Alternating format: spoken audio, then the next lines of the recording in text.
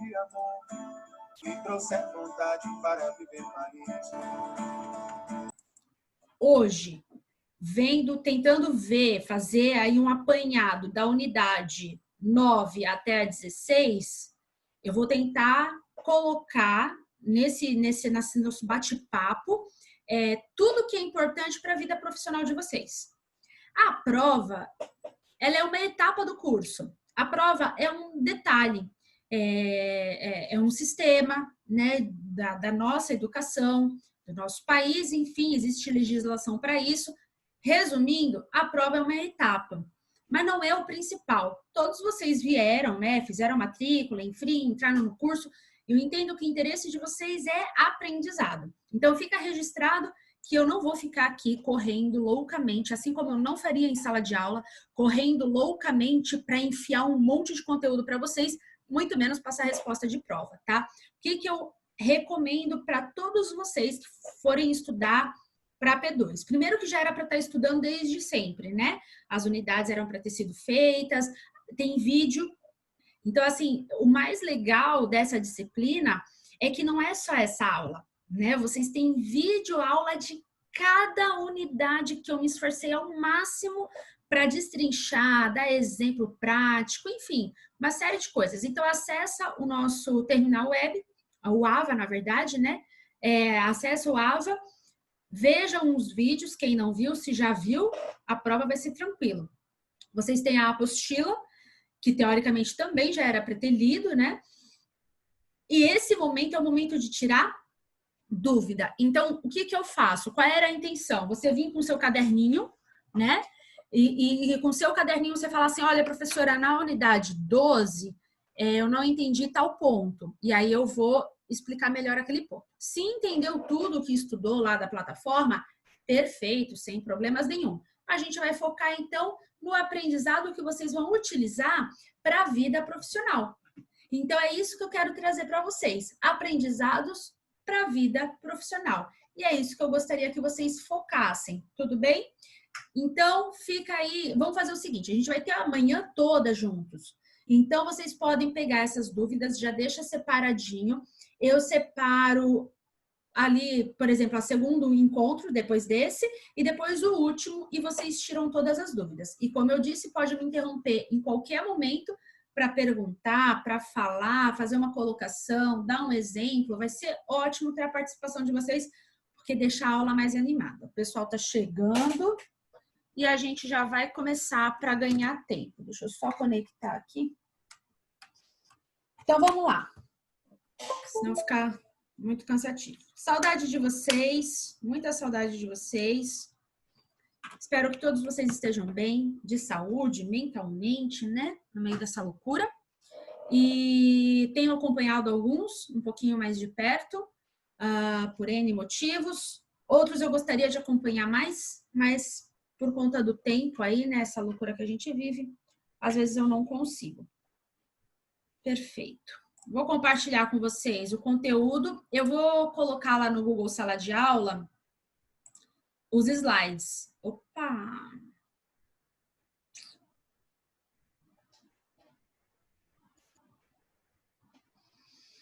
Eu vou colocar o conteúdo lá na sala, no Google Sala de Aula, tá? Não vai ser nesse formato. No Google Sala de Aula eu vou colocar no formato de PowerPoint em PDF, tá bom? Mas segue aí então para vocês, só até para ficar mais dinâmico a nossa apresentação. Alguém quer perguntar alguma coisa para começar? Quer falar alguma coisa? Beleza. Chat aberto. Vou ficar aqui de olho nele.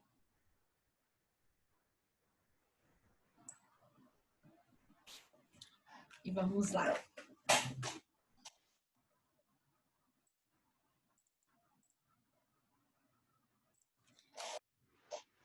Então, essa parte do atendimento humanizado em saúde é a finalização da nossa disciplina.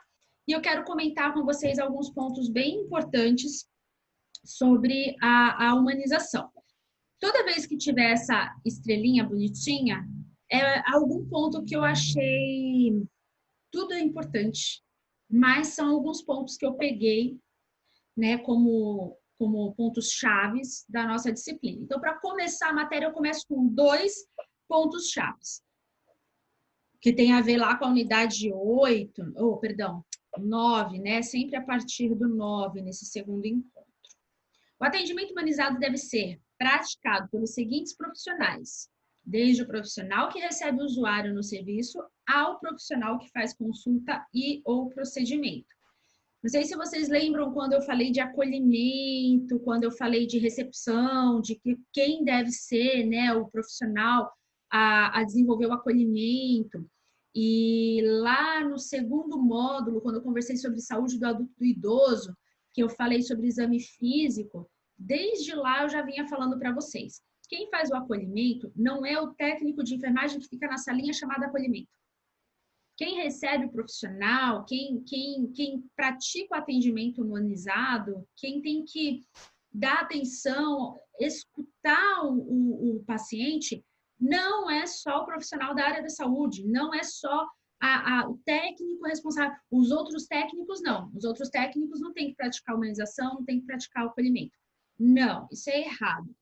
O atendimento humanizado ele deve ser praticado por todos os profissionais. Então, o profissional que recebe aquele paciente deveria ser treinado, e isso está... entendam uma coisa, atendimento humanizado, humanização, ele está intimamente vinculado com segurança do paciente. Quando eu pratico a humanização, a escuta correta do meu paciente, eu consigo identificar falhas, às vezes, ou no processo, ou no próprio sistema, ou na forma como aquilo foi feito, como aquilo foi desenvolvido. Então, eu não posso desvincular nunca humanização e segurança.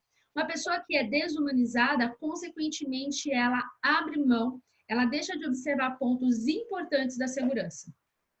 Isso é muito grave. Isso coloca em risco o paciente, coloca em risco vocês, profissionais, certo? Então, lembrem sempre disso. Humanização está intimamente ligado com segurança e quem deve praticar o atendimento humanizado tem que ser todos os profissionais. Não é só médico, enfermeira, só técnico, não. Todos. Inclusive, recepção deveria ser treinada para isso, controlador de acesso, todos deveriam ser treinados para um atendimento humanizado. Tá, professora, eu vou ser técnica de enfermagem, né? Não sou eu que treino o controlador de acesso, não sou eu que treino a recepcionista. E se eles não forem humanizados? Vocês não vão conseguir mudar o mundo. Ponto. Isso tem que ficar registrado. Vocês podem se tornar aí enfermeiro, depois fazer faculdade, enfermeiro, biomédico, fisioterapeuta, fazer pós, doutorado, pós-doc. Vocês podem ser presidente da República, que também não é grandes coisas, né, coitadinho? Mal decide alguma coisa. Vocês podem ser reis, rainhas, não interessa. Vocês não vão conseguir mudar o mundo, nem mudar a cabeça da outra pessoa. Perfeito. Dito isso, é um ponto, é uma informação. Outra informação. Não é porque você não vai mudar o mundo, nem vai mudar a cabeça da outra pessoa, que você vai agir igual ela. Já que eu não vou mudar o mundo, não vou mudar tudo, para que eu vou me esforçar em ser humanizado? Vamos ser igual todo mundo. É mais fácil, né? Pode até parecer mais fácil. Não é gratificante, não é uma coisa boa, não vai fazer bem para você, não vai fazer bem para o seu paciente. Então, não é porque todo mundo faz que você vai fazer. Aposto que você já ouviu isso da sua mãe. E agora, como professora, coordenadora, tutora, orientadora, amiga, profissional, como vocês quiserem, eu repito isso, tá? Não é porque todo mundo faz que você vai fazer e que isso é correto. De novo, não ser humanizado torna você um profissional que não faz as coisas com segurança. E isso vai colocar em risco sua profissão, você e o paciente. E o paciente hoje pode ser aquela pessoa que o João, que você não conhece, e amanhã pode ser seu pai, sua mãe ou você mesmo. E o terceiro ponto, em relação a isso, é que nós conseguimos mudar, sim, o mundo que faz parte ali ao nosso redor. Não é brigando, não é gritando, não é discutindo, não é impondo. Muitas vezes a gente consegue mudar através da influência. Esse é o ponto.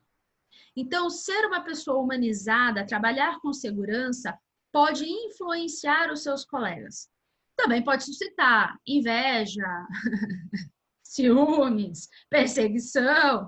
Mas daí, gente, em qualquer serviço você vai ter isso. Fazer errado só para não ser perseguido também é errado. Então, escolha fazer o certo e se por acaso, né, surgir algum tipo de inveja, perseguição por conta disso, você vai estar certo. Então, ninguém vai poder fazer nada contra você. Tenha maturidade para lidar. O meio profissional é assim mesmo, infelizmente, porque nós acabamos lidando com seres humanos, e aí é uma discussão grande de psicologia, sociologia, eu não vou entrar nesses detalhes, tudo bem? De qualquer forma, fica registrado que todos têm que ser humanizados. E se você não é lá o gestor, né, que pode tentar conscientizar todo mundo, conscientize, influencie com as suas atitudes, com o seu jeito de falar, com o seu jeito de agir. As pessoas vão olhar você. Talvez quando você começar a trabalhar de forma humanizada, as pessoas olham assim, tá fazendo isso, sabe por quê? Começou agora. Agora a gente começa assim mesmo, daqui a pouco, você vai ver, você vai cansar. Se você conseguir, e esse seria o ideal, continuar nesse mesmo ritmo, né, humanizado, se você conseguir continuar sendo uma pessoa humanizada, você vai perceber que essa pessoa que falou isso pode começar a se incomodar. E você vai ter a oportunidade de aí sim influenciar de forma mais direta. Olha, eu faço assim, não é porque eu comecei agora. Eu faço assim porque assim é o certo. Porque assim é gratificante. Enfermagem por amor não é só postar foto. E não acho nada de errado. Quem me conhece, me acompanha, sabe que o que eu mais faço é usar as redes sociais. Bom dia, Débora. Bom dia, querida. O que eu mais faço aí é usar as redes sociais, né? Eu uso para trabalho, eu uso para divulgação, como forma de currículo online, enfim, por N motivos. Só que quando a gente coloca lá, né, enfermagem por amor, ou qualquer coisa que você coloque lá, tem que ser verdadeiro, tem que ser real, tem que ser coerente, tá? Então, o que a gente vê muitas vezes e é feio? Coloca lá enfermagem por amor, mas é grosseiro com o paciente, não tem paciência, boicota o trabalho, não faz um bom relatório, não faz, sabe, não tem acolhimento. Então, tudo isso vai contra aquilo que você postou, né, que você alegou lá que era enfermagem por amor, mas na verdade você não faz por amor. Você liga o automático e faz de qualquer jeito. Então, criem estratégias, né, para você lembrar disso. Realmente ligar o automático, às vezes, é o que pode acabar acontecendo. Então, quais são as estratégias? Nunca deixar de estudar seria um ponto importante. Porque quando a gente estuda, vocês não têm noção. Quando a gente não para de estudar, você pode ter faculdade, você pode ter o que for. Quando a gente não para de estudar, nós somos lembrados o tempo todo que nós temos coisas para melhorar sempre. E que nós sempre temos alguma coisa para aprender. Meu pai falava uma frase de um filósofo, eu não lembro agora de cabeça de filósofo, se alguém lembrar, me ajuda. Falava assim, sei que nada sei. Basicamente isso, meu pai repetia muito isso. Eu lembro muito do meu pai falando isso.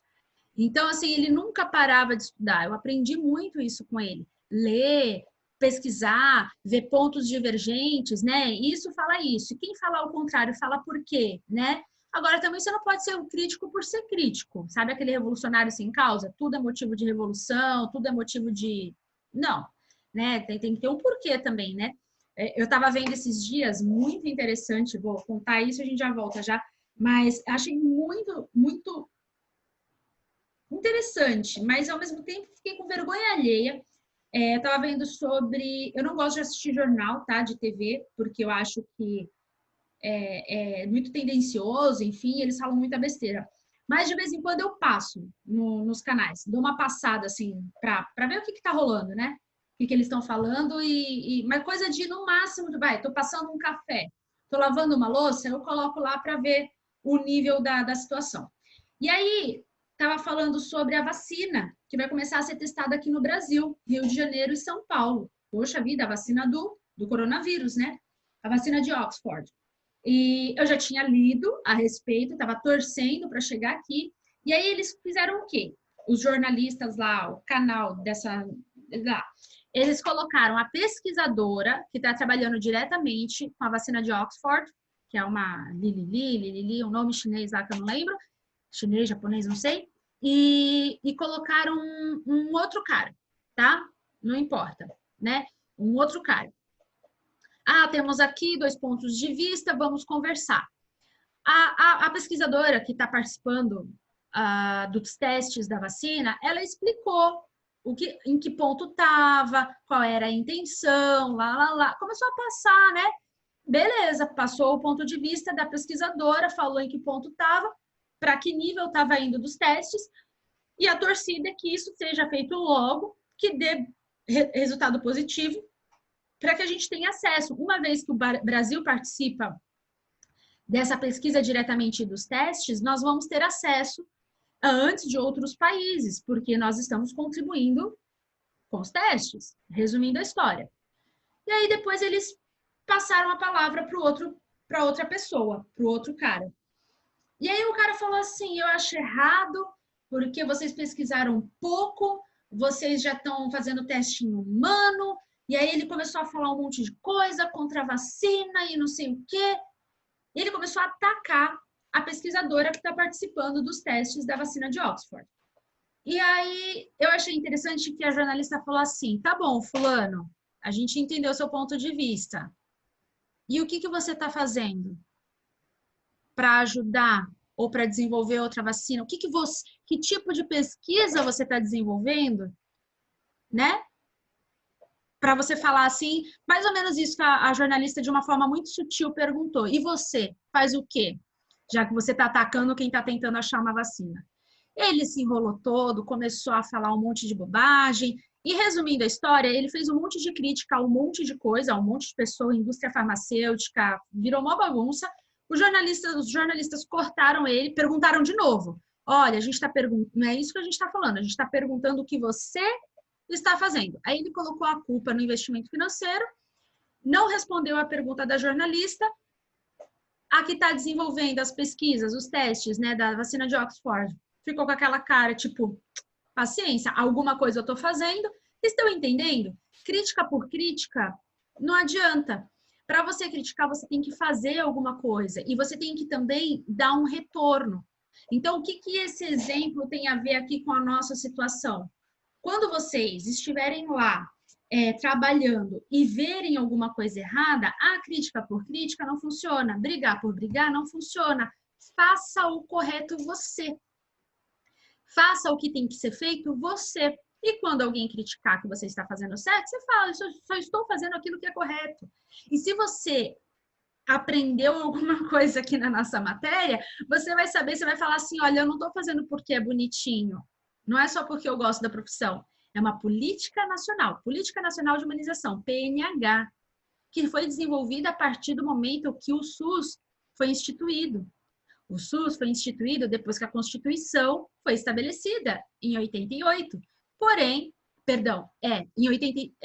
Constituição de 88. Na verdade, o SUS começou lá em 86, né, quando teve a 8ª Conferência Nacional. Em 88, a Constituição foi estabelecida e aí lá foi estabelecido, né, o que era saúde. Saúde é direito saúde é direito de todos e dever do Estado. Beleza. E aí, se você começa a passar essas informações, você sabia que a nossa legislação defende isso? Você sabia que você pode ser processado pelo Código de Ética, né? Pegando o Código de Ética, pegando o juramento que você fez, mais a Política Nacional de Humanização, porque você não é humanizado? Eu não estou fazendo nada mais do que a minha obrigação. Exatamente. Eu vou ler o que a Valéria falou. Eu acho que ele estava buscando holofotes e aproveitando o espaço para subir nos ombros, exatamente, dos que estão buscando algo somente, como jogadores que sobem nos ombros do que fez o gol para sair nas fotos. Exatamente, Valéria, é exatamente isso. Talvez ele tenha alguma crítica construtiva em relação, por exemplo, ao direcionamento do dinheiro, né, das pesquisas e tal, mas ali não era o momento.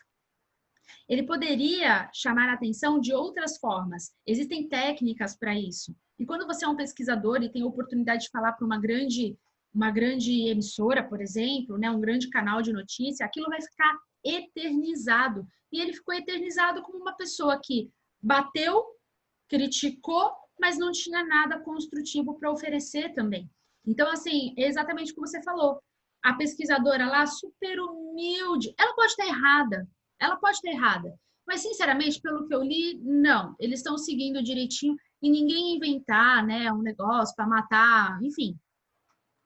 pelo que eu acompanho, eu sou a favor da vacina, ok? Então, pelo que eu acompanho, eles estão fazendo tudo direitinho, só estão acelerando o processo. Imagine por quê. Olha como é que estão os leitos de hospitais. Olha como que estão os leitos de UTI, né? Olha quantas pessoas já morreram.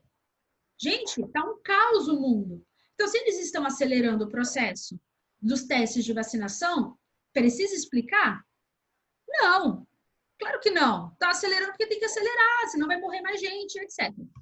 Então, a gente tem que ter muito cuidado na hora de fazer críticas, e às vezes você não tem nada para oferecer, então você faz crítica vazia, e na hora de ouvir críticas. As pessoas têm a tendência de falar, legal, ele foi um ponto de vista contrário, e isso trouxe o quê de bom? De construção. Exato, então, Valéria, então você sabe do que eu estou falando, né? Então, assim, pessoal, o que eu quero passar para vocês, sejam humanizados independente daquilo que falem para vocês, tá bom? Não importa. Você vai ser humanizado primeiro porque você é um humano e vai tratar o outro humano como ele deve ser tratado. E segundo porque é legislação, é política nacional de humanização. E você tem que fazer isso gostando, concordando ou não. Se você não concorda, eu sugiro que você procure outra profissão. Imagina, não, eu sou uma enfermeira, mas eu não concordo com a humanização. Estranho, né? Pois é. Bom, a boa relação estabelecida entre profissionais da saúde e paciente, baseado na amizade, cumplicidade e confiança, pode criar uma forte relação do paciente com... não seria do paciente com o paciente, né? Seria do paciente com o profissional. Facilitando o trabalho dos profissionais da saúde. Então, o que a gente precisa entender aqui? Essa relação que vai ser criada, então, ela vai fortalecer, ela vai ajudar, ela vai criar entre o profissional de saúde e o paciente uma relação tão melhor, tão boa, que você vai conseguir trabalhar melhor. Acredite, você vai conseguir trabalhar melhor. Porque o paciente entendeu, o paciente está vendo que você está preocupado com ele, o paciente vai ter uma sensibilidade maior com as orientações que você der, vai ter uma adesão maior. E a nossa intenção é essa, que o paciente tenha adesão ao tratamento, que o paciente entenda o que a gente fala. E quando acontece isso, facilita o trabalho dos profissionais de saúde. Então, entendam, a relação, né, dos profissionais de saúde e paciente, que tem uma amizade, uma cumplicidade, uma confiança, vai facilitar o serviço dos profissionais de saúde. Lembrando que essa amizade não é intimidade, tá? Tem algum slide aí para frente que eu vou falar sobre isso. Certo? Então, vamos adiante.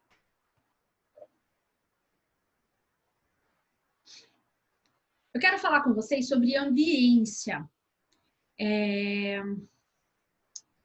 Vamos lá.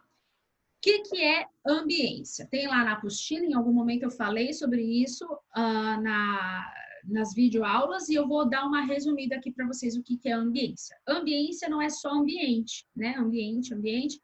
A gente poderia até... não. O que eu quero que vocês decorem? Ambiência não é espaço físico somente, ok? Ambiência é muito além de espaço físico. Envolve espaço físico, mas não é só. Imaginem, um adulto internado já é uma coisa desagradável, tá? Quem já ficou internado sabe disso. É horrível ficar internado. Você fica restrito ao leito. Geralmente, quando você fica internado, você não está bem, salvo pouquíssimas exceções. Mesmo assim, essas pouquíssimas exceções que podem envolver alegria, o paciente que está no leito pode estar com dor também, alegre, porém com dor. Por exemplo, cirurgia plástica, às vezes o paciente pode estar realizado por ter feito, né, aquela cirurgia plástica, por ter conseguido aquilo. Então, a pessoa sempre sonhou em colocar 1.000 litros lá, 1.000 ml, 1 litro no caso, 1 litro de silicone em cada seio. Legal, juntou dinheiro, trabalhou a vida inteira e agora conseguiu. Está se sentindo realizada, mas vai estar com dor, né? Foi manipulada, passou por anestesia, pode estar nauseada. Então, assim, por mais que o motivo da internação possa ser uma realização, uma coisa feliz, ela também envolve dor e mal-estar, assim como uma gestação, né?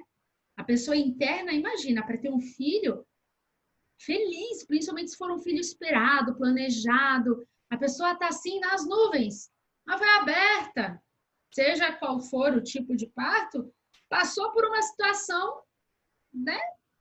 Então pode estar com dor, pode estar nauseado, pode estar cansado, pode estar com sono, enfim. No serviço de saúde é muito comum a gente estar incomodado com a situação. Mas o adulto, principalmente o que se planejou para fazer, ele já foi meio que, ou deveria, né, ter sido preparado para aquilo. O que ficou doente, sofreu um acidente, não estava preparado, interrompeu a vida dele, então aí fica mais difícil. Mas o adulto você explica.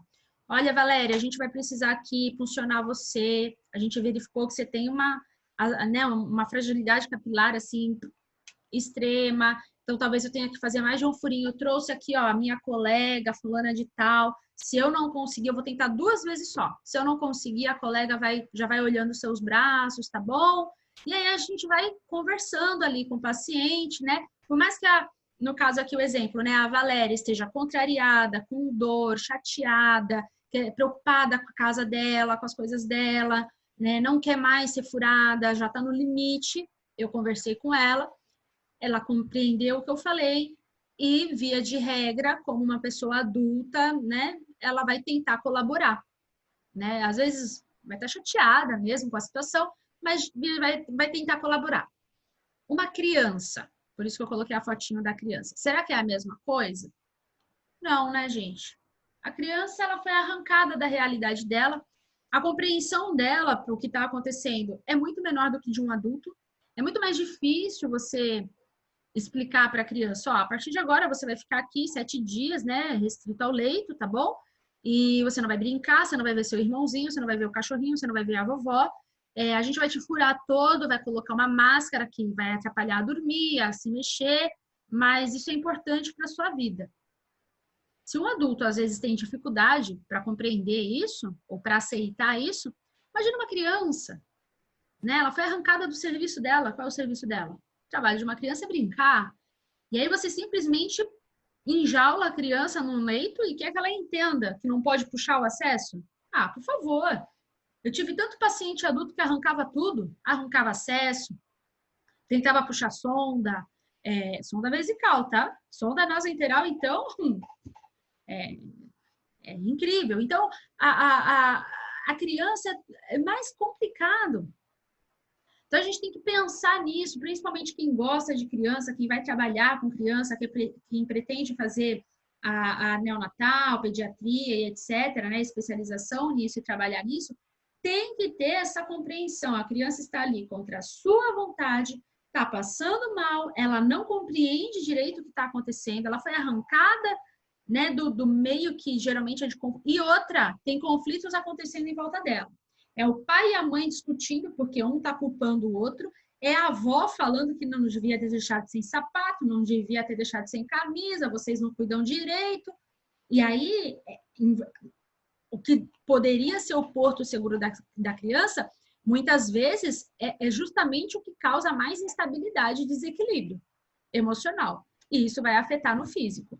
Então, você tem que olhar para aquela criança e falar, meu Deus, como que eu, profissional da saúde, posso amenizar isso?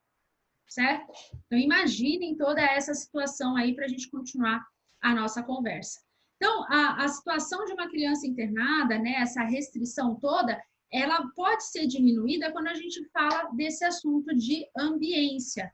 Olha só, esse aqui é um nenenzinho, eu não conheço a história, essas fotos eu peguei da internet, tá? Então, são fotos que estão publicadas, por isso que eu estou mostrando para vocês. Elas estão na internet. Você joga no Google, você acha essas fotos. Por isso que eu estou mostrando. E eu não sei a história real dessa criança, mas a forma como é feito aí o curativo, né, como está feito, pode ser fratura e pode ser outros casos.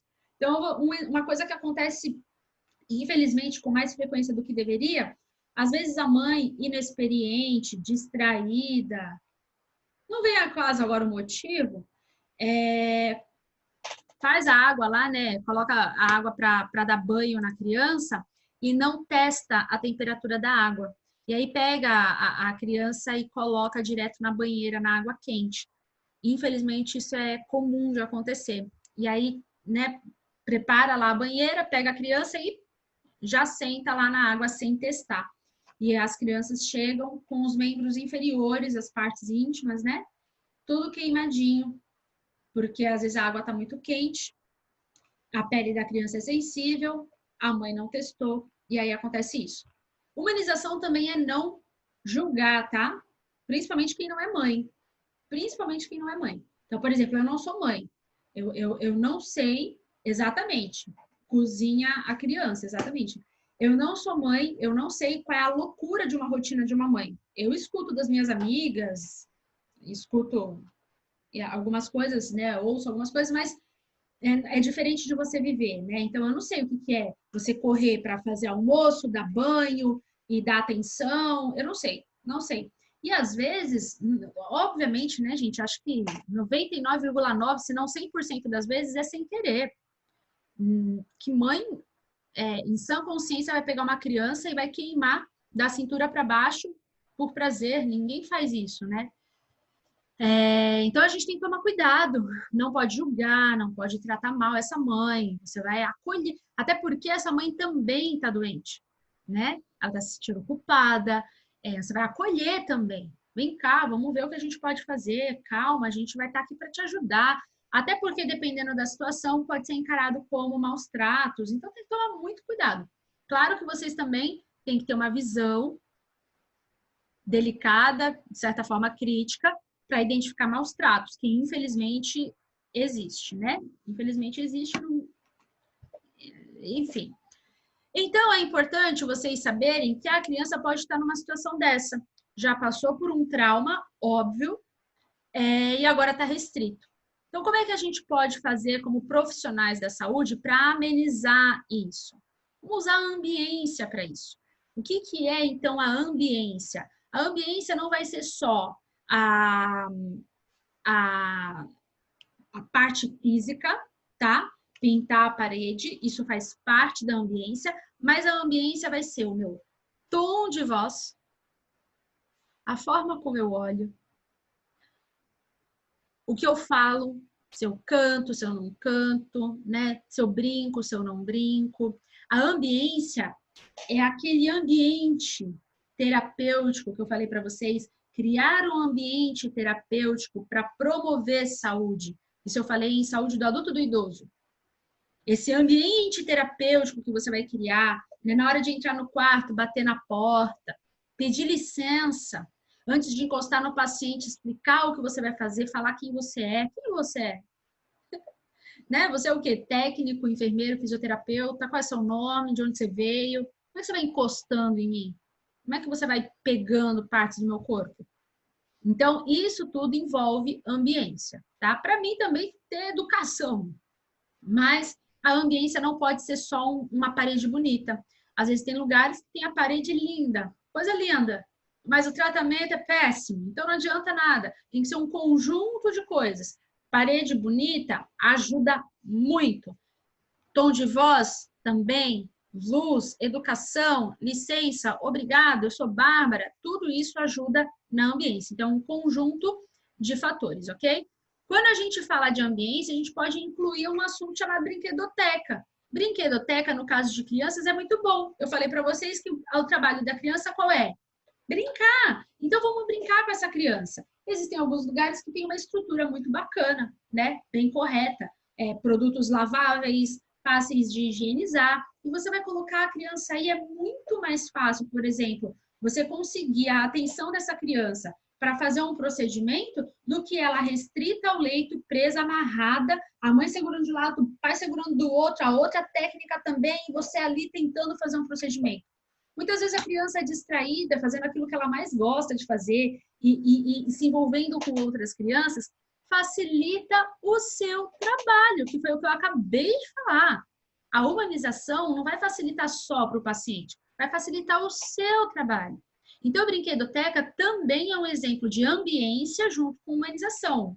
Os assuntos estão interligados. O nosso horário está quase acabando, tá, gente? Então, se cair aí, voltem às 9h05 para a gente continuar o assunto. Existem lugares mais estruturados, bem bonitinho, né, em relação à brinquedoteca, e tem alguns lugares que a gente não tem tanto tanta estrutura física. E aí a gente pode usar exemplos práticos. A gente tem um exemplo muito bacana de alunos de enfermagem, do técnico, de alguns anos atrás, não faz muito tempo, não.